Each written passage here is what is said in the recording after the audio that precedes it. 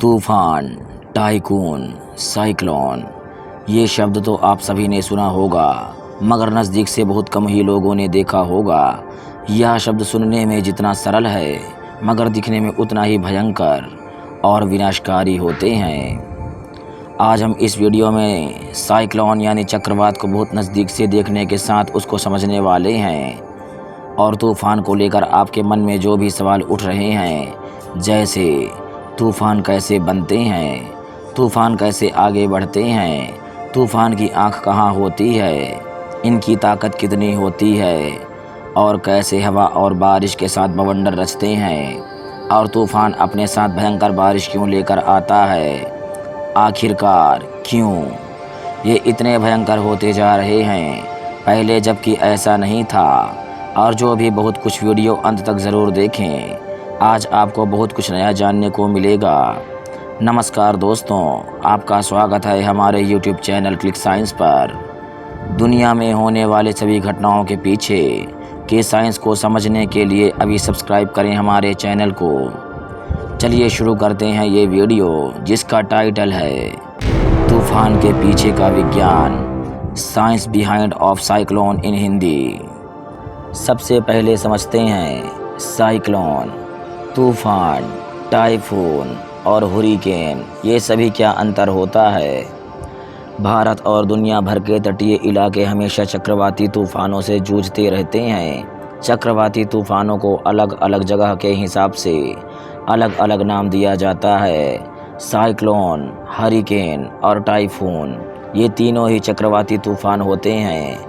उत्तरी अटलांटिक महासागर और उत्तरी पूर्वी प्रशांत महासागर में आने वाले चक्रवाती तूफान हरिकेन कहलाते हैं। और अगर बात करें उत्तरी पश्चिमी प्रशांत महासागर में आने वाले चक्रवाती तूफानों को टाइफून कहते हैं, जबकि दक्षिणी प्रशांत और हिंद महासागर में आने वाले तूफानों को साइक्लोन कहा जाता है। भारत में आने वाले चक्रवाती तूफान दक्षिणी प्रशांत और हिंद महासागर से ही आते हैं, इसलिए इन्हें साइक्लोन कहा जाता है। इनके घूमने की दिशाएं भी अलग अलग होती हैं। पृथ्वी के आधे ऊपरी हिस्से यानी उत्तरी गोलार्ध में आने वाले चक्रवाती तूफान घड़ी की सुई के चलने की दिशा यानी क्लॉकवाइज घूमते हैं, जबकि दक्षिणी गोलार्ध में आने वाले तूफान घड़ी के सुई के चलने की विपरीत दिशा यानी एंटी क्लॉकवाइज चलते हैं। अब समझते हैं आखिर क्यों आते हैं ये चक्रवात। पृथ्वी के वायुमंडल में हवा होती है, समुद्र के ऊपर भी ज़मीन की तरह ही हवा होती है। हवा हमेशा उच्च दाब से निम्न दाब वाले यानी हाई प्रेशर जोन से लो प्रेशर जोन की तरफ बहती है। जब हमारे धरती की हवा गर्म हो जाती है तो हल्की हो जाती है और ऊपर उठने लगती है। जब समुद्र का पानी गर्म होता है तो इसके ऊपर मौजूद हवा भी गर्म हो जाती है और ऊपर उठने लगती है। इस जगह पर निम्न दाब का क्षेत्र बनने लग जाता है और आसपास मौजूद ठंडी हवा इस निम्न दाब वाले क्षेत्र को भरने के लिए इस तरफ बढ़ने लगती है। लेकिन पृथ्वी अपनी एक्सिस पर लट्टू की तरह घूमती रहती है। इस वजह से यह हवा सीधी दिशा में ना आकर घूमने लगती है और चक्कर लगाती हुई उस जगह की ओर आगे बढ़ती है जिस जगह पर लो प्रेशर बना गया है। इनकी स्पीड बहुत होती है और गोल बवांडर के रूप में बहने लगती है। इसे चक्रवात कहते हैं यानी साइक्लोन कहते हैं। चक्रवात तेजी से घूमती हवा होती है, इसलिए इसका मध्य बिंदु हमेशा खाली यानी ब्लैंक होता है, क्योंकि घूमती हुई हवा उस बिंदु के चारों ओर घूमती है लेकिन उस बिंदु तक नहीं पहुंचती। इसे ही चक्रवात की आँख कहते हैं। जो हवा गर्म होकर ऊपर उठती है उसमें नमी होती है, इसलिए चक्रवात में तेज़ हवाओं के साथ बारिश भी होती है। चक्रवात घूमते हुए आगे बढ़ता है और जब समुद्र के तट से टकराता है तो कमज़ोर पड़ने लगता है। इसका कारण है ज़मीन पर हवा का जब उच्च दबाव होता है। चक्रवात की दिशा का तो अनुमान लगाया जा सकता है, लेकिन चक्रवात का रास्ता निश्चित नहीं किया जा सकता। कई बार चक्रवात अपना रास्ता तट से टकराने से पहले हवा के दबाव के चलते बदल देते हैं। अब समझते हैं तूफान कितने टाइप के होते हैं। हवा की रफ्तार के हिसाब से इन चक्रवातों को 5 प्रकार में बांटा जाता है। जिसमें से पहला है जब साइक्लोन की स्पीड 119 किलोमीटर प्रति घंटा से 153 किलोमीटर प्रति घंटा रफ्तार तक हो। अगर श्रेणी 2 में देखें तो इसकी स्पीड 154 से 177 किलोमीटर प्रति घंटा। वही जब श्रेणी 3 में आते हैं तो इसकी स्पीड 178 के से 208 किलोमीटर प्रति घंटा और श्रेणी 4 में इसकी स्पीड 209 से 251 किलोमीटर प्रति घंटा। जब बात श्रेणी 5 की आती है तो इसे सबसे खतरनाक विनाशकारी माना गया, जिसमें स्पीड में 252 किलोमीटर प्रति घंटा और उससे अधिक रफ्तार के तूफान आते हैं जो भयंकर विनाशकारी होते हैं, जो अपने साथ कई और खतरे भी पैदा करते हैं। चक्रवात का मुख्य रूप से तेज़ हवाएं हैं, जो अपनी तेज़ हवा पानी के साथ पेड़ों और मकानों का नष्ट कर देता है। निचले इलाकों में पानी अंदर घुसकर बस्तियों को तबाह कर देता है। अपने सामने आने वाली किसी चीज़ को उखाड़ता जाता है, जिससे जान माल का गंभीर नुकसान होता है।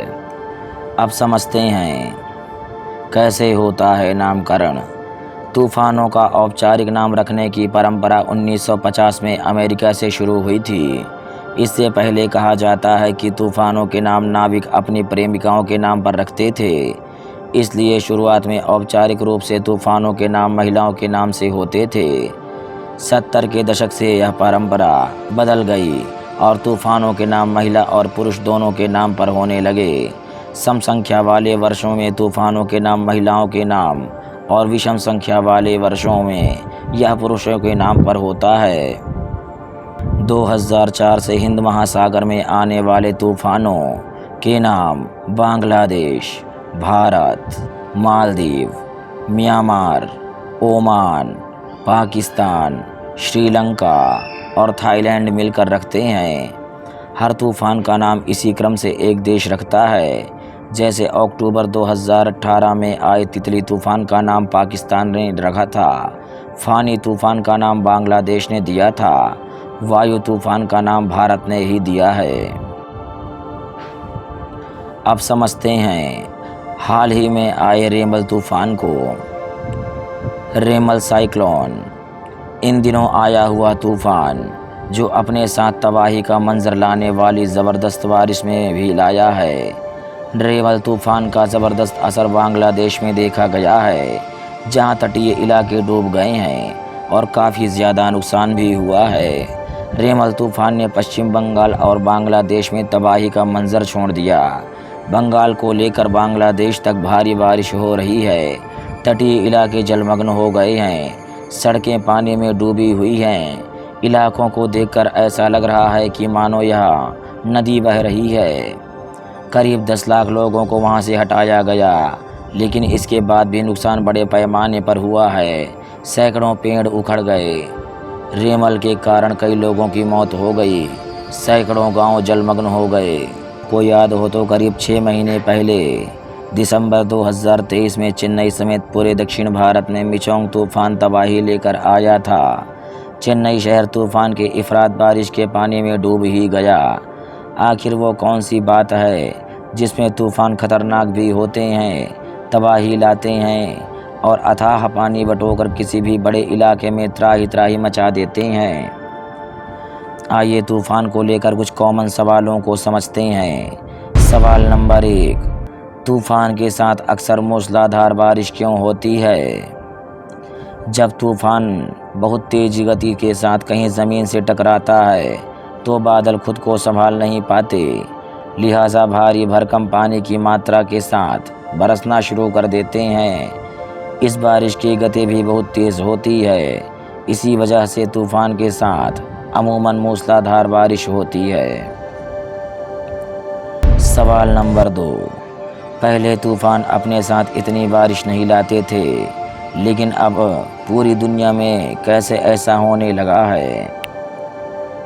हाल के बरसों में अमेरिका से लेकर एशिया में ऐसे तूफ़ान आ रहे हैं जो विनाशकारी बन रहे हैं। प्रिंसटन के शोधकर्ताओं का एक नया विश्लेषण बताता है कि ग्लोबल वार्मिंग के साथ यह प्रवृत्ति जारी रखने की आशंका बनी रहेगी। गर्म हवा में उच्च नमी की मात्रा और तूफान की बढ़ती हवा की गति ज़्यादा बारिश वाली तबाही लाते हैं। सवाल नंबर 3, क्या अब भविष्य में आने वाले तूफान बारिश के हिसाब से ज़्यादा खतरनाक होते जाएंगे? वैज्ञानिक अध्ययन तो यही कहते हैं। प्रिंसटन यूनिवर्सिटी के एनवायरनमेंट डिपार्टमेंट का अध्ययन कहता है, समुद्र की सतह के बढ़ते तापमान से बढ़ती नमी के कारण तूफान से बारिश की तीव्रता उम्मीद से 2 गुनी तेज़ी से बढ़ेगी। तापमान बढ़ने के साथ उष्णकटिबंधीय तूफानी हवाएं मजबूत होंगी। अध्ययन बताते हैं कि तेज़ हवाओं वाले तूफानों से वर्षा की दर भी अधिक हो जाती है। हाल के बरसों में उष्णकटिबंधीय चक्रवातों के साथ आई भारी बारिश ने तूफान के रास्ते में आने वाले क्षेत्रों में विनाशकारी बाढ़ लाई है, खासकर समुद्र तटीय शहरों में। सवाल नंबर 4, तो क्या ये सही है कि ग्लोबल वार्मिंग की वजह से जब समुद्र का पानी गर्म होगा तो तूफान ज़्यादा आने लगेंगे? बिल्कुल, ये बात सही है। ग्लोबल वार्मिंग की वजह से समुद्र का पानी गर्म हो रहा है। अरब सागर का पानी मार्च से अब तक 1.2 सेंटीग्रेड गर्म हो चुका है। ग्लोबल वार्मिंग की वजह से समुद्र गर्म पूल में बदल रहा है। इससे पूरी दुनिया में तूफान की संख्या बढ़ रही है।